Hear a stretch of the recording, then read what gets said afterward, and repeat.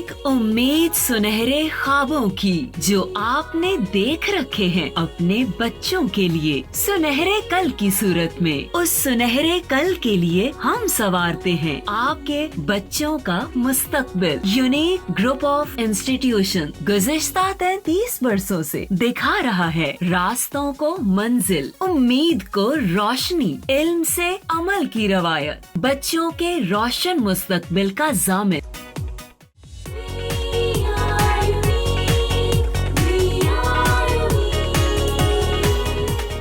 Assalamu alaikum dear students, I am Professor Naila Shabir. I am your Pak Study teacher for 9th class.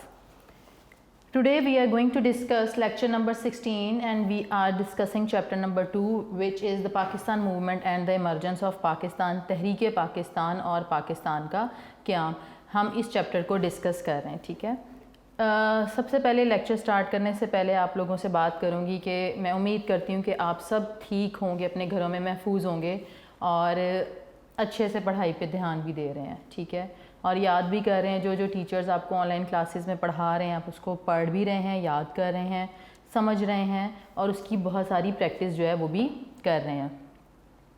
میں نے آپ کو ہمیشہ کوئی نہ کوئی میری کوشش ہوتی ہے کوئی نہ کوئی چھوٹی سی بات آپ کی ڈیلی روٹین کے اکارڈنگ میں آپ کو بتا دوں. جیسے کبھی میں ٹائم ٹیبل کی بات کر لیتی ہوں، آپ کی روٹین کو سیٹ کرنے کی بات کر لیتی ہوں، ماں باپ کی فرما برداری کی بات ہو جاتی ہے، ٹیچرز کی فرما برداری کی بات ہو جاتی ہے. ایسے ہی آپ سے جو آج میں بات کروں گی وہ بات یہ ہے کہ آپ چھوٹے بچے ہیں 9th کلاس میں ماشاءاللہ آپ.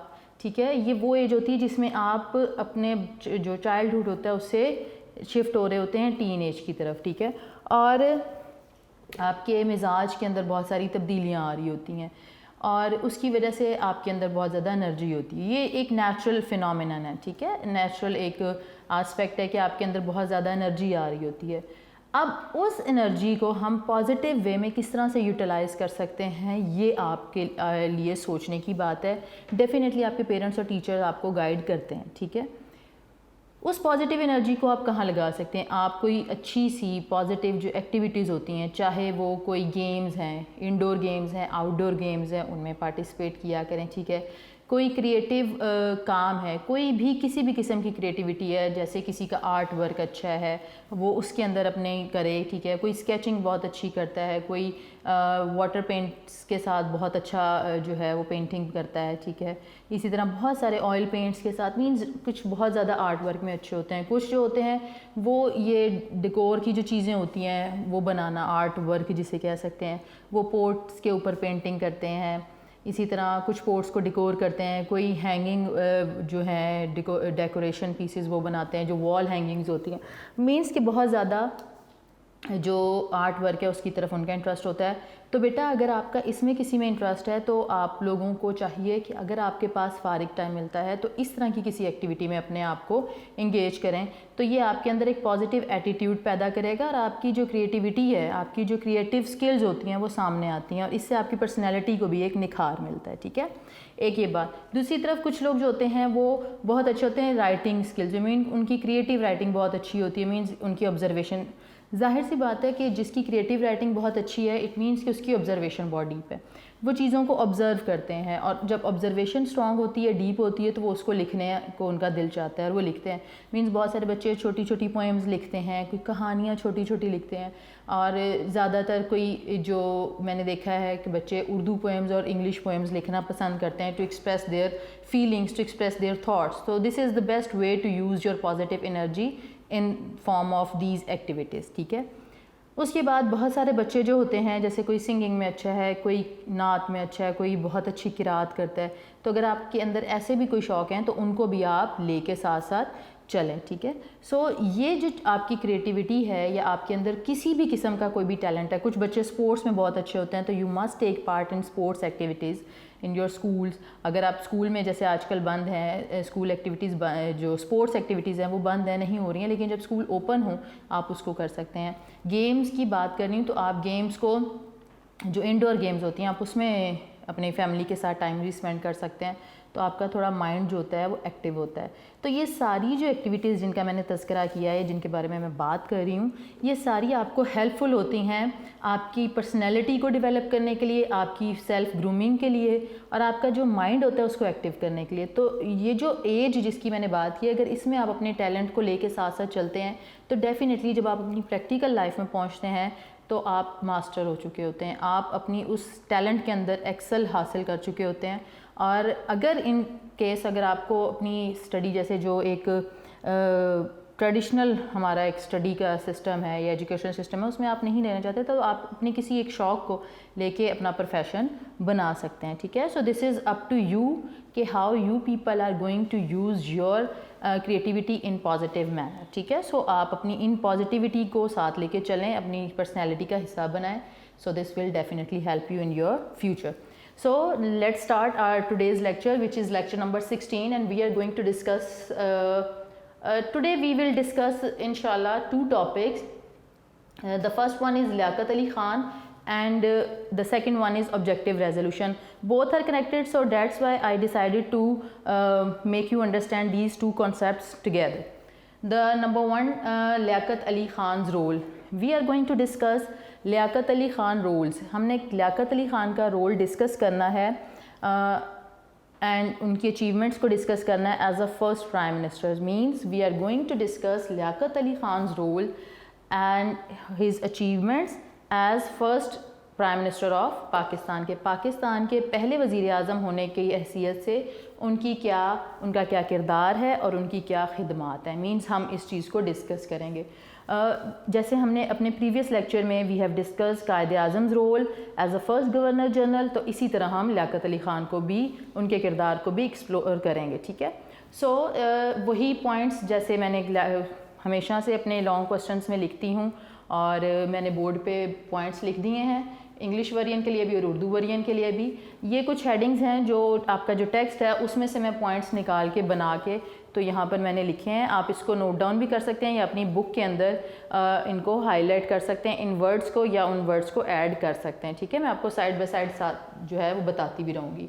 سو سب سے پہلے جو ایک ہمارا ٹریڈیشنل وے ہے to start our long question, this is کہ we have to give introduction. So we are going to start with the introduction. تو لیاقت علی خان کون تھے, ان کا انٹروڈکشن دینا ہے, ان کی تھوڑی سی ارلی لائف کے بارے میں آپ بتائیں گے, کیونکہ یہ آپ کی بک میں موجود نہیں ہے یہ والی بات, بٹ اس کو آپ تھوڑا سا میرا لیکچر سن کے اس کو کہیں نوٹ ڈاؤن کر لیں ان پوائنٹس کو, اور اس کے بعد ان کو سینٹینسز کی شکل دے دیں. ٹھیک ہے, so you have to write at least 1 paragraph for the introduction of Liaquat Ali Khan. ٹھیک ہے, سب سے پہلی بات یہ کہ ہو واز لیاقت علی خان. ٹھیک ہے, تو لیاقت علی خان کون تھے؟ Liaquat Ali Khan was a leader and he was first prime minister of Pakistan.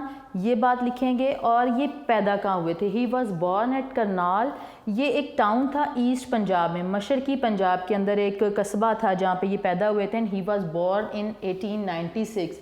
So I am writing over here 1896 میں یہ پیدا ہوئے تھے. ٹھیک ہے, اور پیدا ہوئے تھے کرنال, ایک قصبہ ہے جو کہ ایسٹ پنجاب میں ہے. ٹھیک ہے, and he did his graduation from MAO college Mohammedan. اور جو میں نے اس MAO کالج کے بارے میں آپ کو بتایا تھا کہ یہ کالج جو تھا یہ علی گڑھ جب ہم تحریک کر رہے تھے اس کے اندر ہم نے اس کو ڈسکس کیا تھا. ٹھیک ہے, اور یہ وہاں پر انہوں نے اپنی جو گریجویشن تھی وہ وہاں سے کی تھی. اس کے بعد یہ آکسفورڈ یونیورسٹی سے انہوں نے اپنی جو ہائر ایجوکیشن تھی وہ کی, جس میں انہوں نے لاء جو ہے اس کو اسٹڈی کیا تھا. And then later on he joined All India Muslim league in 1923. Man this is how we are going to discuss his early life, کہ وہ کہاں پیدا ہوئے. پھر ہم نے بتایا کہ وہ کرنال میں پیدا ہوئے تھے, 1896 میں وہ پیدا ہوئے تھے. یہ ایک مشرقی پنجاب میں ایک قصبے کا نام ہے جہاں وہ پیدا ہوئے تھے. انہوں نے اپنی ابتدائی تعلیم حاصل کی تھی محمدن جو اورینٹل کالج تھا ادھر سے, علی گڑھ سے, اور اس کے بعد وہ آکسفورڈ یونیورسٹی سے انہوں نے تعلیم حاصل کی جس میں انہوں نے قانون کی تعلیم حاصل کی. اور جب وہ واپس آئے تو انہوں نے آل انڈیا مسلم لیگ جو سیاسی جماعت تھی مسلمانوں کی اس کو انہوں نے اس میں شمولیت اختیار کر لی. اور یہ بات ہے 1923 کی, 1923 کی. اور جلد ہی مینز ان کی ایفرٹس اتنی تھی, ان کی جو کنٹریبیوشن اتنی تھی اس سیاسی جماعت میں کہ جلدی ہی وہ بہت جلد ہی واز دا موسٹ کہہ لیں کہ he was elected general secretary of all India Muslim league in 1936. 1946 ان کچھ عرصے بعد ہی وہ جنرل سیکرٹری بن گئے اس سیاسی جماعت کے. جب کوئی بھی پولیٹیکل پارٹی ہوتی ہے تو اس میں لوگوں کو سرٹن ٹاسک اسائن کیے جاتے ہیں, ٹھیک ہے, ان کی کچھ رسپانسبلٹیز ہوتی ہیں to run that political party, ٹھیک ہے, اس سیاسی جماعت کو چلانے کے لیے بھی کچھ ذمہ داریاں ہوتی ہیں. تو ان کو بھی ذمہ داری دی گئی تھی اور یہ جنرل سیکرٹری جو تھے وہ بنائے گئے تھے. اچھا, کچھ ہی عرصے میں مینس چونکہ ان کی پارٹیسپیشن بہت زیادہ تھی, یہ بہت زیادہ ایکٹیو تھے اور بڑھ چڑھ کے آل انڈیا مسلم لیگ کی جو بھی ایکٹیویٹیز تھیں ان میں پارٹیسپیٹ کرتے تھے. تو جلد ہی جو قائد اعظم ہیں ان کے بالکل یہ کہتے ہیں نا کہ رائٹ ہینڈ بن گئے تھے, کہ بالکل ان کے بہت ہی ٹرسٹڈ فرینڈ بن گئے تھے, یہ ٹرسٹڈ پرسن بن گئے تھے جن پہ قائد اعظم جو ہیں وہ ٹرسٹ کر سکتے تھے, ٹھیک ہے. اور 15 اگست 1947 کو he became the first prime minister of Pakistan. تو لیاقت علی خان جو ہیں وہ پہلے پاکستان کے وزیر اعظم بنے کب, 15 اگست 1947 کو. This is how you can write the introduction of Liaquat Ali Khan, ٹھیک ہے. یہ جو کوسچن ہے اس کا آپ لکھیں گے. اچھا, اس کو کرنے کے بعد یعنی تعارف لکھنے کے بعد اب ہم بات کرتے ہیں اگلی ہیڈنگ کی جو ہماری بک کے اندر ہے. اس میں ایک لمبا چوڑا پیراگراف لکھا ہوا ہے اور میں نے اس لمبے چوڑے پیراگراف کی بجائے میں نے کوشش کی ہے کہ میں اسی پیراگراف میں سے کچھ ہیڈنگز اور امپورٹنٹ پوائنٹس نکال کے آپ کو سمجھا دوں تاکہ آپ کو سمجھ آ جائے, ٹھیک ہے, اور آپ کے لیے کوسچنس کی ہیڈنگ بنانا آسان ہو, ٹھیک ہے. جیسے پہلی ہیڈنگ میں نے بنائی ہے to stop human bloodshed. اب ہوا کیا تھا, جیسے ہم لوگوں نے قائد اعظم کا جب کردار ڈسکس کر رہے تھے اور ہم ابتدائی مشکلات ڈسکس کر رہے تھے جو ارلی پرابلمس تھیں, اس کے اندر ہم نے یہ دیکھا تھا کہ ایک بہت بڑا مسئلہ تھا. وہ مسئلہ کیا تھا, مائیگریشن کا, کہ جو سیٹلمنٹ آف مائیگرنٹس تھی یعنی کہ مہاجرین کی آبادکاری تھی یا جو لوگ ہجرت کر کے مینس انڈیا کے علاقوں سے ہجرت کر کے پاکستان آ رہے تھے, ان کے درمیان کیا مسائل تھے, ٹھیک ہے. میں نے بتایا تھا کہ ہندو مسلم جو رائٹس تھے یعنی فسادات جو تھے وہ شروع ہو چکے تھے اور بہت زیادہ خون بہایا جا رہا تھا مسلمانوں کا, اور ہندو اور سکھ مل چکے تھے آپس میں. تو یہ جو بات تھی نا, یہ اس کو بڑا کرٹیکلی دیکھ رہے تھے لیاقت علی خان, اور انہوں نے اس کو روکنے کے لیے انڈین جو پرائم منسٹر اس وقت تھے ان کے ساتھ پنڈت جواہر لال نہرو کے ساتھ مختلف علاقوں کا دورہ کیا اور لوگوں سے یہ اپیل کی to refrain from the hateful activities of human bloodshed, کہ وہ یہ جو انسانی خون بہاؤ ہے اس کی جو یہ نفرت انگیز سرگرمیاں ہیں, قتل کر دینا, مار دینا, نقصان پہنچا دینا, ان تمام ایکٹیویٹیز سے وہ دور رہیں, ٹھیک ہے. سو یہ بہت بڑا امپورٹنٹ ایشو تھا جو کہ زیادہ تر دیکھنے میں آ رہا تھا پنجاب میں, ٹھیک ہے. پنجاب ایک بہت بڑا پروونس تھا, میں نے پہلے بھی آپ کو اپنے لیکچرز میں بتایا. سو ہی ریکویسٹڈ یا he appealed to the people to refrain from the hateful activities of human bloodshed. اچھا, اس کے بعد یہ انہوں نے پنڈت جواہر لال نہرو کے ساتھ جو بارڈر ایریاز تھے وہاں پہ دورہ بھی کیا, ان لوگوں کو اپیل کی کہ آپ ان طرح کی سرگرمیوں سے دور رہیں کیونکہ تقسیم کا عمل ہو چکا ہے, تو اب آپ لوگ محفوظ طریقے سے اپنی جو بھی ہجرت ہے اس کو مکمل کر لیں اور علاقوں میں جو شفٹنگ کا مسئلہ چل رہا تھا اس کو سالو کر لیں اور اس جو خون بہانے والی حرکت ہے اس سے دور رہیں, ٹھیک ہے. اس کے بعد بات کرتے ہیں کہ جی ہم چیئرمین مہاجر کونسل, میں نے آپ سے پہلے بھی بات کی تھی جب ہم ارلی پرابلمز ڈسکس کر رہے تھے تو ہم نے ڈسکس یہ کیا تھا کہ جو سیٹلمنٹ آف مائیگرنٹس تھی, مہاجرین کی آبادکاری, وہ ایک بہت بڑا ایشو تھا. It was not easy task for the Pakistani government to accommodate such a mass level population, اتنی زیادہ جو آبادی ہے اس کو کس طریقے سے وہ اکوموڈیٹ کریں, کیونکہ آن دا ڈیلی بیسس جو مائیگرنٹس تھے they were coming from India to Pakistan. So it was not easy for the government to accommodate such a big population, کیونکہ صرف انہیں آباد نہیں کرنا تھا بلکہ ان کو پراپر جابز دینی تھی, ان کو جو بیسک نیسیسٹیز آف لائف ہوتی ہیں وہ بھی پرووائڈ کرنی تھی, ٹھیک ہے.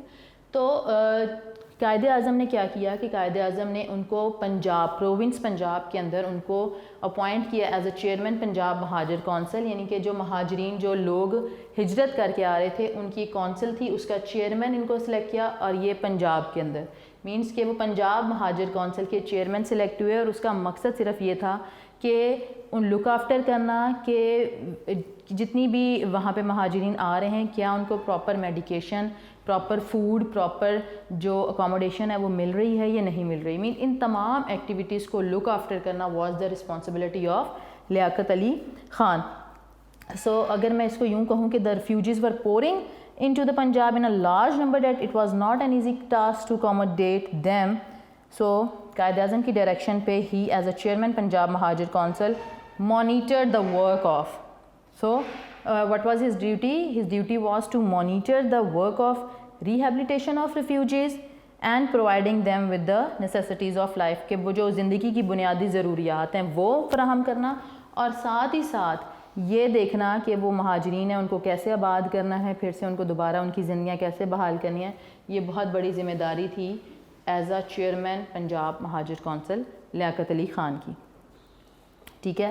اس کے بعد اگر ہم دیکھیں یہ آپ کا جو پیراگراف ہے اس میں سے میں نے 2 ہیڈنگز بنا دی ہیں. ٹھیک ہے.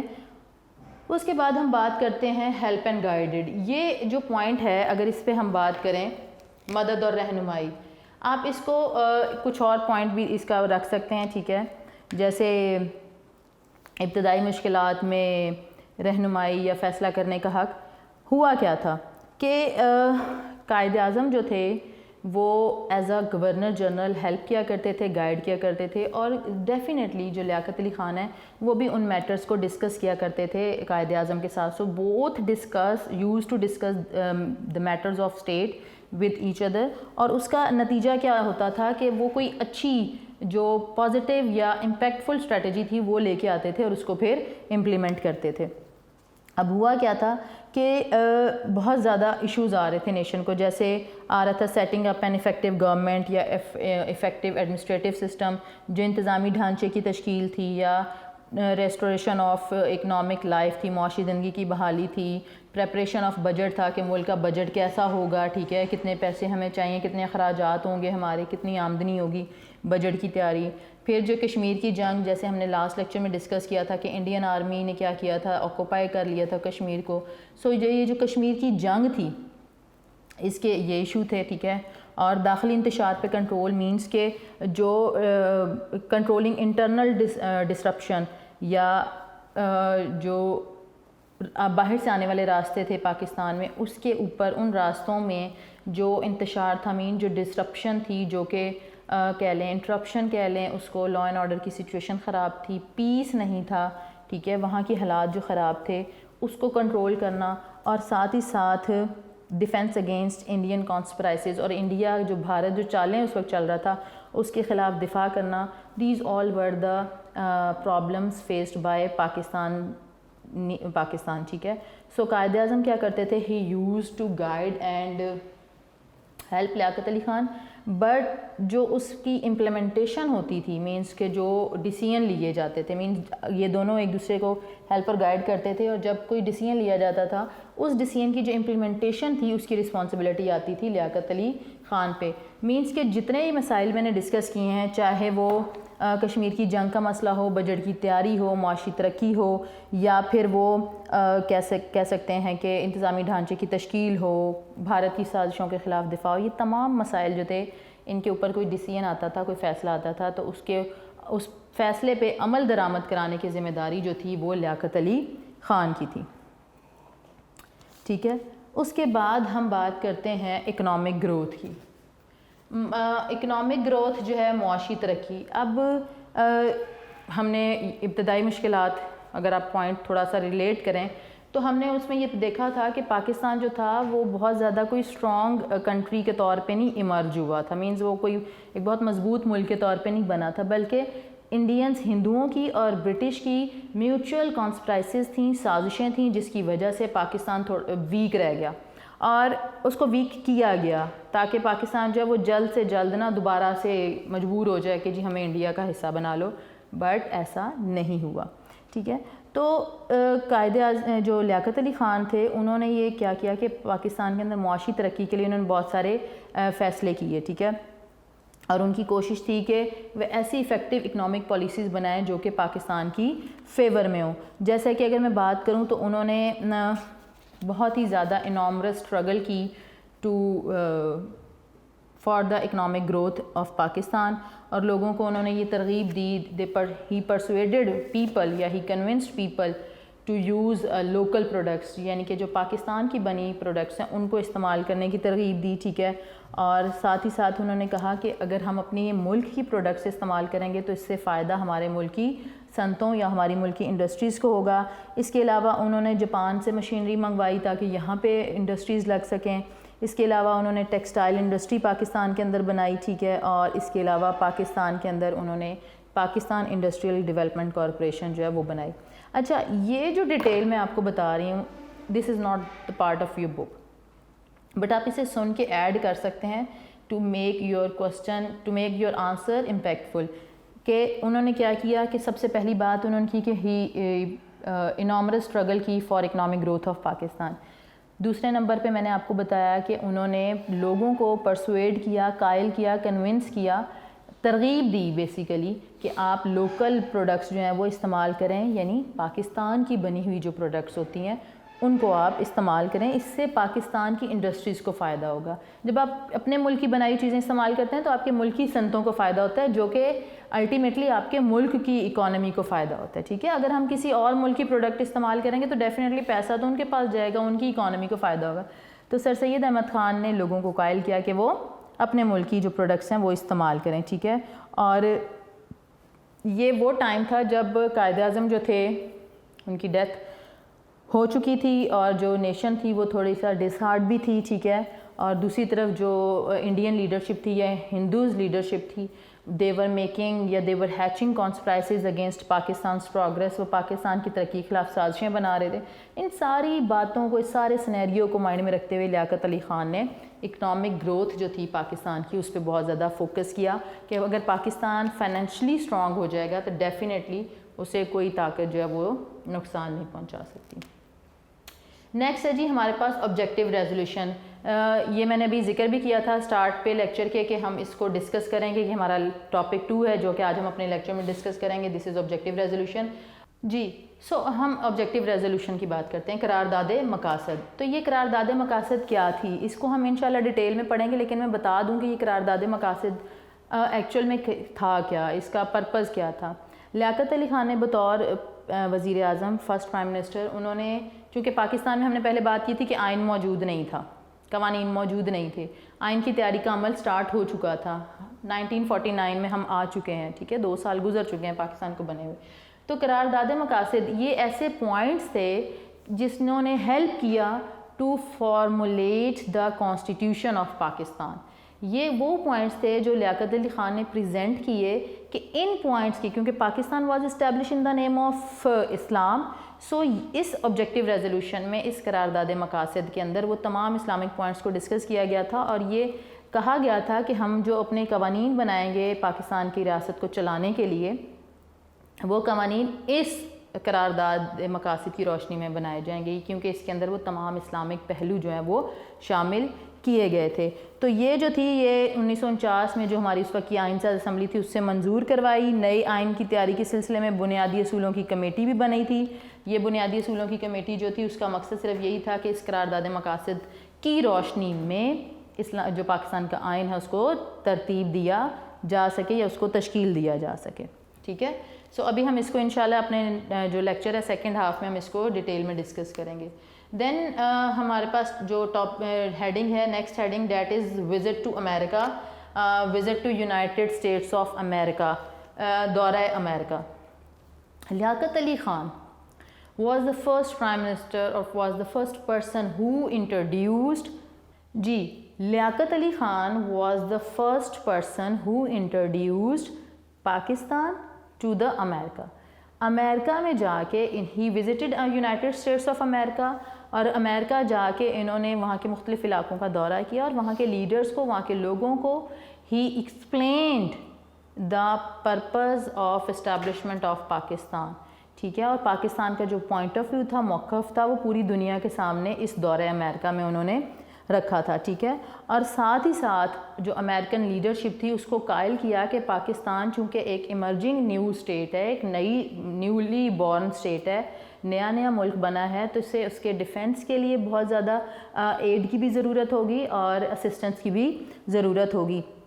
اور جو امریکہ کی نیشن تھی اور وہاں کے لیڈرشپ تھے، they were agreed to assist Pakistan for their defence. تو یہ بڑا ایک سکسیزفل دورہ مانا جاتا ہے لیاقت علی خان کا کہ ہی visited United States of America and وہاں پہ انہوں نے ایکسپلین کیا اپنا جو موقف تھا پاکستان بننے کا, جو ایک پرپس تھا کہ پاکستان کیوں قائم کیا گیا یا تقسیم کیوں ہوا بر صغیر. تو وہ انہوں نے پوائنٹس کلیئر کیے وہاں کی نیشن کے سامنے, وہاں کے لوگوں کے سامنے, اور فائنلی وہاں کی جو نیشن تھی یا وہاں کی لیڈرشپ قیادت اس بات پہ ایگری ہو گئی کہ وہ پاکستان کی جو دفاعی ضروریات ہیں, ڈیفینس نیڈز ہیں, ان کو پورا کرے گی. ٹھیک ہے. اچھا, اس کے بعد ہمارے پاس آ جاتا ہے خارجہ پالیسی یعنی فارن پالیسی. اگر آپ تھوڑا سا ریکال کریں میرا پریویس لیکچر, تو I have told you about the foreign policy کہ what the foreign policy is. So foreign policy کیا ہوتی ہے؟ فارن پالیسی میں پھر ریپیٹ کر دیتی ہوں کہ یہ ایک ایسی پالیسی بنائی جاتی ہے جب ہم دوسرے ملکوں کے ساتھ, ایک ملک دوسرے ملکوں کے ساتھ تعلقات استوار کرتا ہے, ان کو قائم رکھتا ہے. ٹھیک ہے. اور کس مقصد کے لیے؟ اس کا مقصد کیا ہوتا ہے؟ باہمی فائدہ. ٹھیک ہے. باہمی مفادات ان کا مقصد ہوتا ہے. ان باہمی مفادات کے حصول کے لیے جب ایک ملک دوسرے ملک کے ساتھ تعلقات قائم کرتا ہے تو اس سلسلے میں جو پالیسی بنائی جاتی ہے, ان اصولوں ضوابط کو مد نظر رکھتے ہوئے جو پالیسی ترتیب دی جاتی ہے اسے ہم کہتے ہیں خارجہ پالیسی. تو قائد اعظم نے اپنے دور میں تو خارجہ پالیسی جو ہے وہ شروع کر دی تھی. انہوں نے ہمسایہ ممالک کے ساتھ, جو اسلامی ممالک ہیں ان کے ساتھ تعلقات جو ہیں وہ استوار کیے تھے. لیاقت علی خان نے بھی he also emphasise the importance of foreign policy, اور انہوں نے بھی بہت زیادہ اس پہ زور دیا تھا, کیونکہ ہماری جو فارن پالیسی ہے اگر میں اس کا اٹ سیلف اس کا اگر آبجیکٹیو دیکھوں تو اس کا آبجیکٹیو ہی یہ ہے کہ to establish relation with other countries. ٹھیک ہے. اور پلیزنٹ ریلیشن شپس بنانے. ٹھیک ہے. اسپیشلی اسلامک کنٹریز کے ساتھ, کیونکہ اسلامک کنٹریز کے ساتھ ہمارا جو ریلیشن ہے وہ بڑا اسٹرانگ بیسس پہ ہے کیونکہ ریلیجن سیم ہے. ٹھیک ہے. سو پھر شاہ ایران جو اس وقت کے تھے, شاہ ایران نے پاکستان کا دورہ کیا تو دے بوتھ دا لیڈرز, انہوں نے کہا کہ ہم جوائنٹ پالیسیز بنائیں گے for the benefits of Pakistan and as well as for Iran. کے پاکستان اور ایران کے لیے مشترکہ پالیسیز کا اعلان کیا گیا جب شاہ ایران پاکستان دورے پہ آئے. تو ان دونوں نے, یہاں کے لیڈر نے یعنی کہ لیاقت علی خان نے اور شاہ ایران نے مشترکہ پالیسی اختیار کرنے کے لیے مذاکرات کیے جو کہ کامیاب رہے. پھر 1951 کے مڈل میں, یہ 1951 کی بات ہے, بھارتی فوجیں پاکستانی سرحد پہ جمع ہونا شروع ہو گئیں. یہ مقصد صرف یہ تھا کیونکہ دیکھو قائد اعظم کی ڈیتھ ہو چکی تھی, سارے ملک کی جو باغ دوڑ تھی وہ اس وقت لیاقت علی خان کے ہاتھ میں تھی, اور باقی جو ٹرو لیڈرشپ تھی ان کی بھی وفات ہو گئی تھی, وہ بھی ذات نہیں رہے تھے. ٹھیک ہے. انہوں نے پاکستان بنانے میں تو بہت محنت کی لیکن پاکستان کو پھلتا پھولتا نہیں دیکھ سکے. تو انڈینز جو تھے, میں نے پہلے بھی بتایا کہ وہ سازشیں کر رہے تھے, تو انہی سازشوں کے نتیجے میں انہوں نے کیا کیا, اپنی فوجیں جو ہیں وہ سرحدوں پہ, بارڈر ایریاز پہ جمع کرنا شروع کر دی. تو پاکستان کے اندر جو لوگ تھے ان کے اندر ایک انسرٹینٹی آ گئی, بے چینی آ گئی کہ اب کیا ہوگا, مینس کہیں یہ ہم پہ حملہ کر دیں گے تو کیا ہم اس قابل ہیں کہ ہم حملے کا جواب دے سکیں گے. تو جو لیاقت علی خان تھے انہوں نے بہت ہی زیادہ حوصلہ بلند کیا پاکستان کے لوگوں کا, ان کو بتایا کہ وقت کی ضرورت کیا ہے, ہمیں مل کے کام کرنا ہے. تو یہ خارجہ پالیسی سے نیکسٹ جو ہمارا پوائنٹ تھا وہ یہی تھا کہ قوم کا حوصلہ بلند کرنا, raise the morale of the nation. کیونکہ قائد اعظم کی ڈیتھ کے بعد اور یہ جو سچویشن کریٹ ہوئی 1951 میں, اس سے جو نیشن تھی ان کا موریل ڈاؤن تھا, حوصلے پست ہو گئے تھے. اور لیاقت علی خان نے سوچا کہ it is necessary to solve this matter, کہ گورنمنٹ لیول پہ اس میٹر کو ریزالو کیا جائے. اینی ہاؤ انہوں نے قوم کا حوصلہ بلند کرنے کے لیے قوم کو اس ایشو سے, وہ کہتے ہیں نا ٹو میک دیم اویئر, انہوں نے ٹور کیے پورے ملک میں اور لوگوں سے بات کی, لوگوں کو سمجھایا اور لوگوں کے حوصلے جو ہیں وہ بلند کیے. یہاں پہ ہمارا جو ہے وہ کوشچن ختم ہوتا ہے. لاسٹ جو ہماری ہیڈنگز ہیں وہ وفات ہے کہ ان کی ڈیتھ کیسے ہوئی تھی. لیاقت علی خان جو تھے, آپ میں سے بہت سارے بچوں کو پتہ بھی ہوگا کہ لیاقت علی خان جو ہیں ان کو کسی نے گولی مار دی تھی while he was addressing in Rawalpindi. وہ ایک سیشن کے ساتھ, ایک لوگوں کے جلسے کے ساتھ خطاب کر رہے تھے راولپنڈی میں, اور راولپنڈی میں ایک باغ ہے جہاں پہ وہ خطاب کر رہے تھے, اور ابھی وہ جلسے کے لیے انہوں نے اپنی تقریر کا آغاز کیا تو کوئی گارڈ تھا جس نے ان کو گولی مار دی. اور انفارچونیٹلی اس قتل کا کوئی بھی انویسٹیگیشن نہیں پراپر وے میں ہو سکی کیونکہ وہ جو گارڈ تھا اس کو بھی موقع پہ مار دیا گیا, اور اس طرح سے یہ جو مسٹری ہے یہ ابھی تک انسالوڈ ہے. اینی ہاؤ لیاقت علی خان جو تھے he was addressing to the session اور ایٹ راولپنڈی, اور گولی مار دی گئی, ان کو شہید کر دیا گیا. He was assassinated. اور یہ وہ ٹائم تھا کہ جب پاکستان کا وزیر اعظم اتنے بڑے عہدے والا جو شخص تھا اس کو گولی مار کے کسی نے شہید کر دیا, but he was the true leader. تو ان کی جو زبان تھی مرتے وقت ان کے آخری الفاظ یہی تھے, یا اللہ پاکستان کی حفاظت فرما. مینس کہ وہ مرتے وقت بھی ان کو یہ پریشانی تھی کہ پاکستان کی کون حفاظت کرے گا, پاکستان کو کون لے کے چلے گا. سو ڈیفینیٹلی انہوں نے اللہ سے دعا کی کہ پاکستان کی حفاظت فرما. اور وہ جو باغ تھا اس کا نام کمپنی باغ تھا. That Company Bagh was replaced with the name of Liaquat Bagh, اور اس باغ کو لیاقت باغ کے نام سے موسوم کر دیا گیا. مینز اس کے باغ کا نام لیاقت باغ رکھ دیا گیا. آپ کو MCQ بھی آ سکتا ہے کہ کمپنی باغ جو ہے اس کا نیا نام کیا ہے, تو آپ بتا سکتے ہیں لیاقت باغ. اور ان کی ڈیتھ کے بعد یا لیاقت علی خان کی ان تمام ایفرٹس کے بعد, جیسے انہوں نے قوم کا حوصلہ بلند کیا, جو خارجہ پالیسی کی بات ہے, قرارداد مقاصد ہے, چیئرمین مہاجر کونسل, یہ وہ تمام ایفرٹس تھیں. And due to these efforts he got the title of Quaid Millat. ان کو قائد ملت کا جو ہے وہ خطاب دیا گیا. ٹھیک ہے, سو یہ خطاب نیشن نے دیا تھا ان کو just because of his superb leadership skills. ٹھیک ہے, تو ان کا جو ٹائٹل ہے وہ ہے قائد ملت. اور ان کو کہاں پہ دفن کیا گیا ہے؟ انہیں کراچی میں ہی دفن کیا گیا ہے, قائد اعظم کے بالکل احاطے میں. مینس جہاں قائد اعظم کا مزار ہے ادھر ہی ان کو دفن کیا گیا ہے. اور یہ ساری بات تھی لیاقت علی خان کا کردار as a first prime minister of Pakistan. Definitely انہوں نے بھی نامرس اسٹرگل کی, انہوں نے بھی پاکستان کو اپنے پیروں پہ کھڑا ہونے کے لیے بہت ہی سپرب جو رول ہے وہ پلے کیا تھا.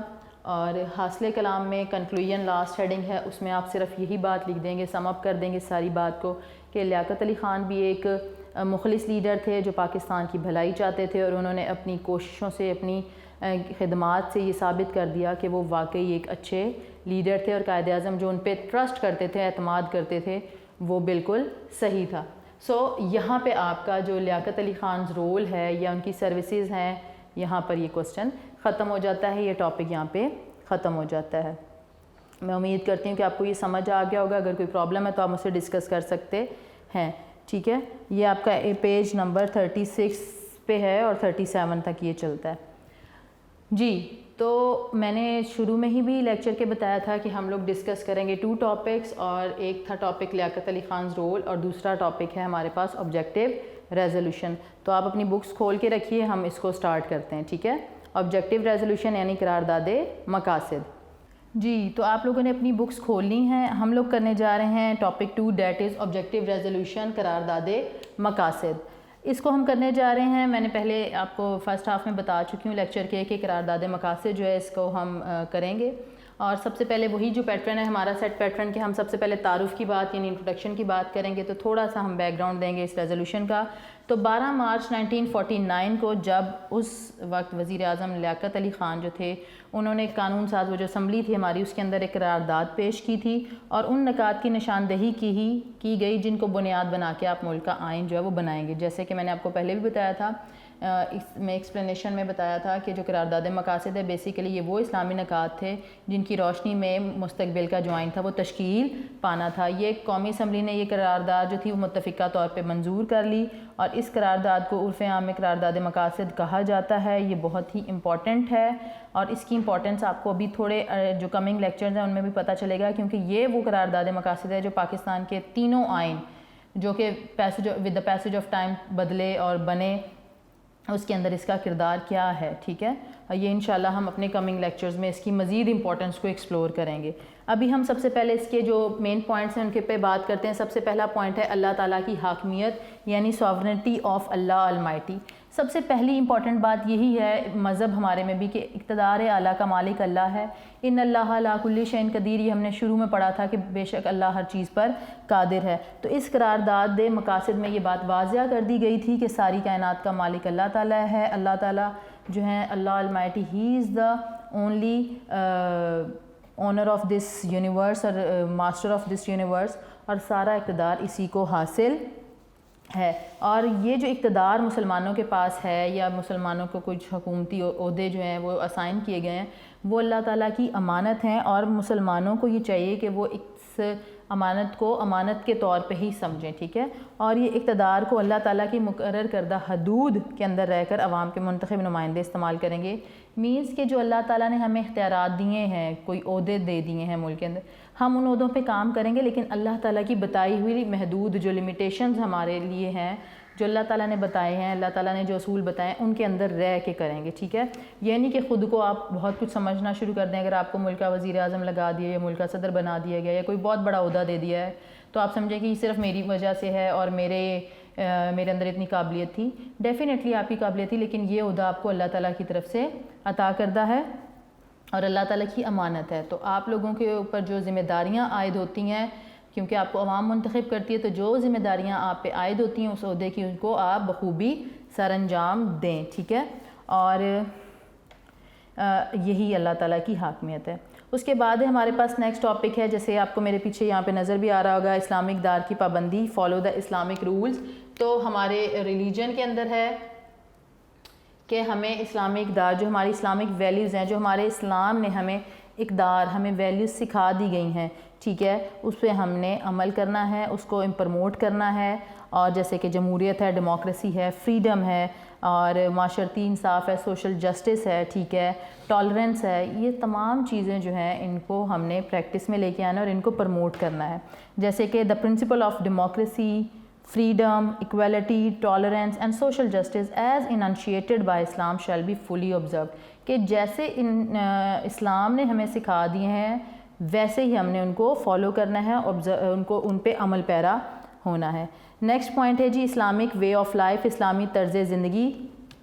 تو یہ دیکھیں اسلامی طرز زندگی کے ہماری جو بھی لائفز ہیں مسلمز کی وائل لیونگ ان پاکستان، ہماری انڈیویجول لائف ہے یا ہماری کلیکٹیو لائف ہے، انفرادی زندگی ہے صرف میری زندگی ہے، یا اجتماعی زندگی ہے پورے معاشرے میں رہتے ہوئے جو ہم اپنے کردار نبھاتے ہیں، وہ اجتماعی زندگی ہے، اسے ہمیں اسلام کے بتائے ہوئے اصولوں کے مطابق گزارنا ہے. اور اس کو گزارنے کے لیے ہمیں ضرورت ہے ایک بہتر اور پروٹیکٹڈ انوائرمنٹ کی، اور یہ انوائرمنٹ جو ہے فراہم کیا جائے گا. یعنی کہ the Muslim shall be enabled to order their lives in the individual and collective spheres in accordance with the teachings and requirements of Islam as set out in our holy Quran and Sunnah. ٹھیک ہے، قرآن و سنت میں جو ہمیں طریقہ بتایا گیا کہ ہم نے اپنی اسلامی زندگی کیسے گزارنی ہے، اس پہ ہم عمل کریں گے اور اس کے لیے ماحول بھی فراہم کیا جائے گا. نیکسٹ ہے جی پروٹیکشن آف مائنورٹیز.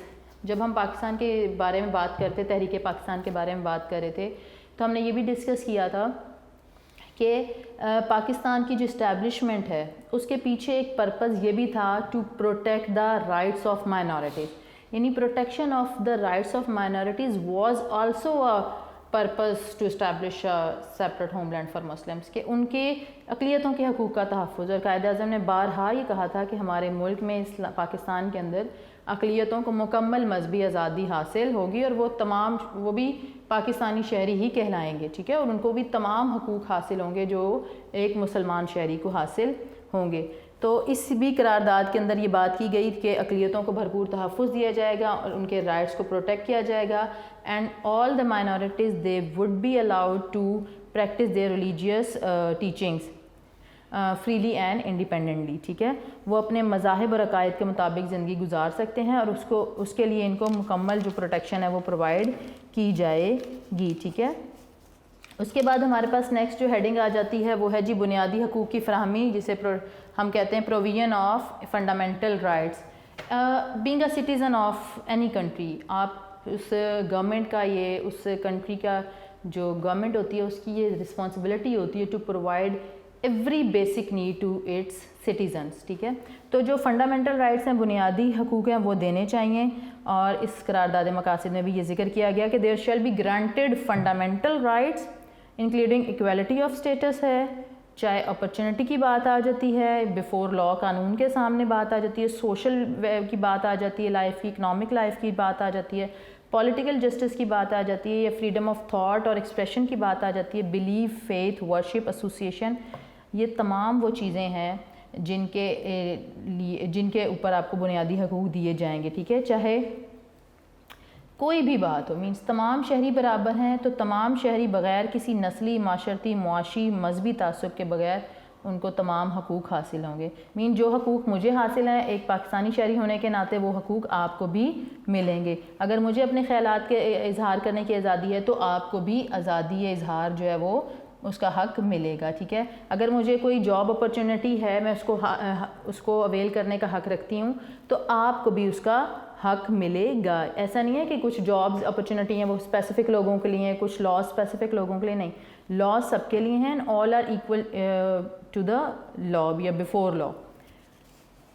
نیکسٹ ہمارے پاس آ جاتا ہے فیڈرل فارم آف گورنمنٹ, جسے وفاقی نظام حکومت ہے. اس کو ہم نے پہلے بھی ڈسکس کیا تھا, ابھی دیکھ لیتے ہیں.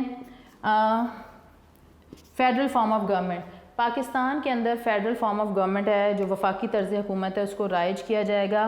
اور یہ وفاقی جو طرز حکومت ہے یہ ہوتا کیا ہے, یہ جمہوریت پہ بیس کرتا ہے. جمہوریت کیا ہوتی ہے, جس میں عوام کی رائے کا خیال رکھا جاتا ہے, اور عوام جو ہیں وہ اپنے منتخب نمائندوں کو, وہ اپنے نمائندوں کو منتخب کرتے ہیں جو ان کو پسند ہو, یا جو اس پہ انہیں یہ ٹرسٹ ہو کہ یہ ہماری بات کو آگے پہنچائے گا.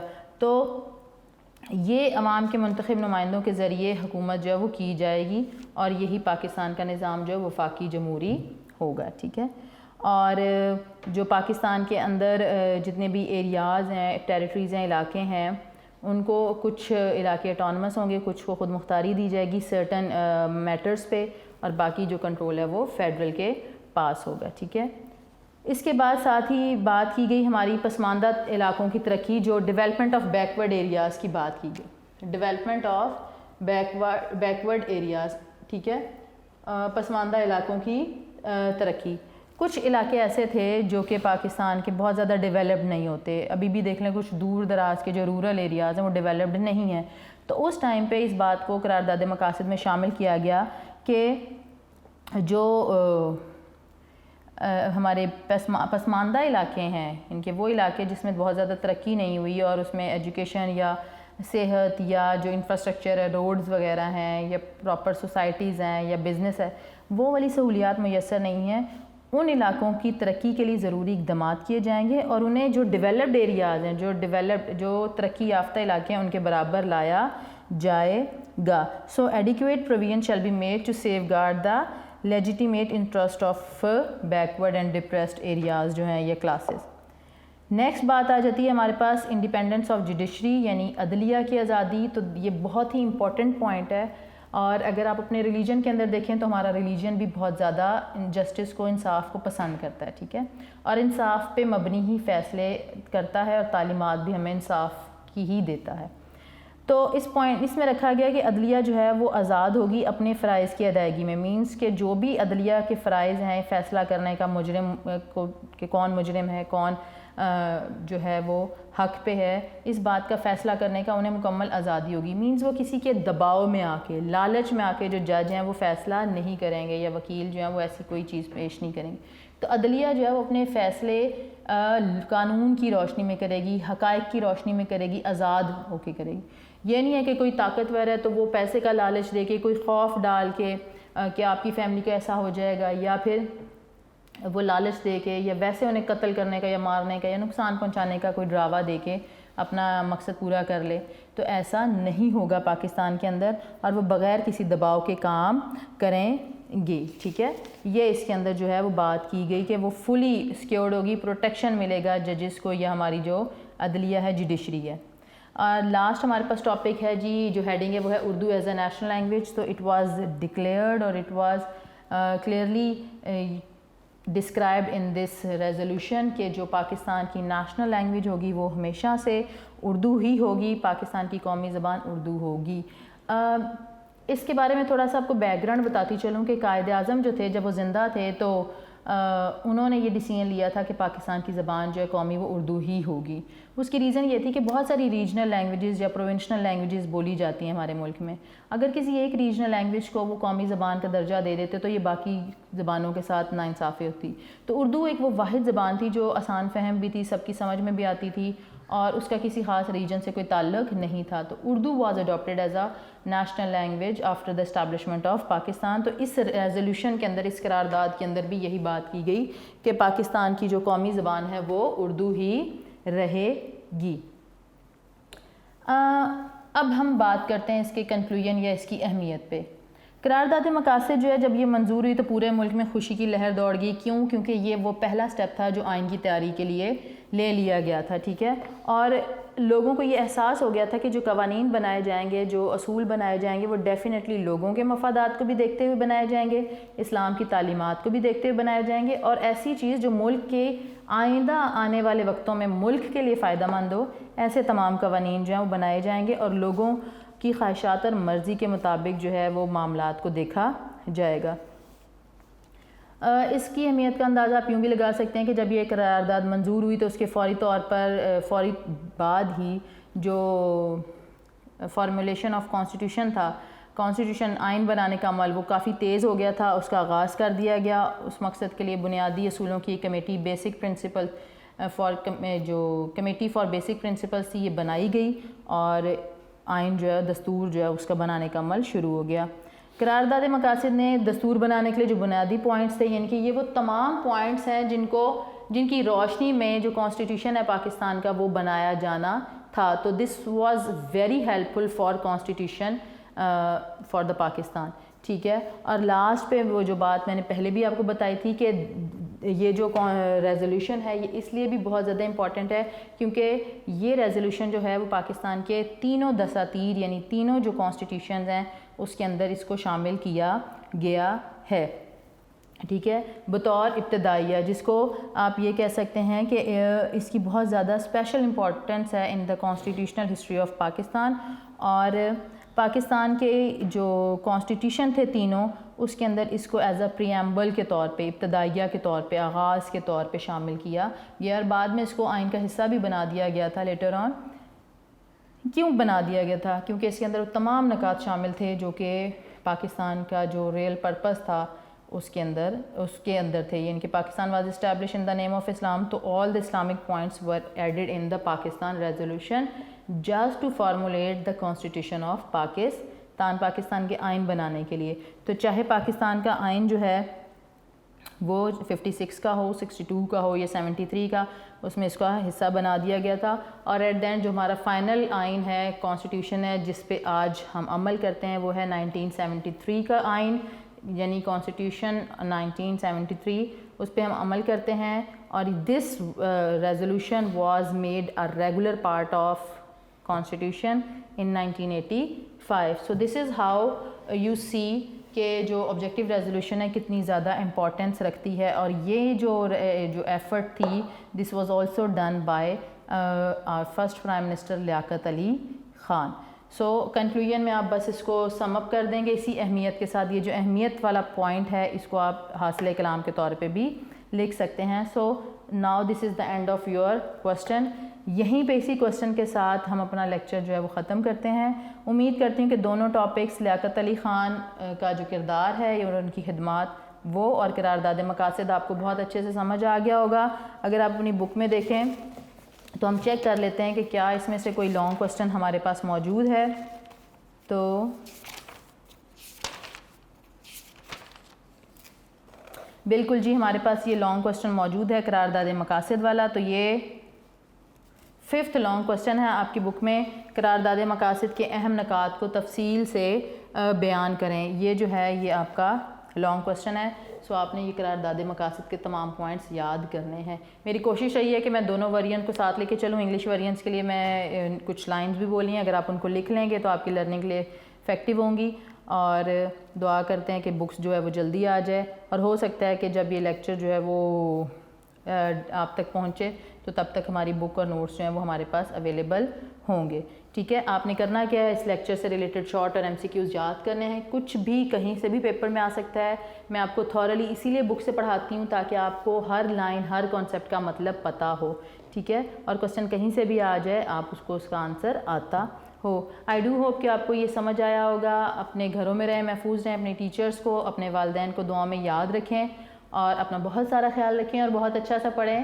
اور اپنی ٹیچر مس نائلہ کو اجازت دیجیے. انشاءاللہ آپ سے نیکسٹ لیکچر میں ملاقات ہوگی. اللہ حافظ.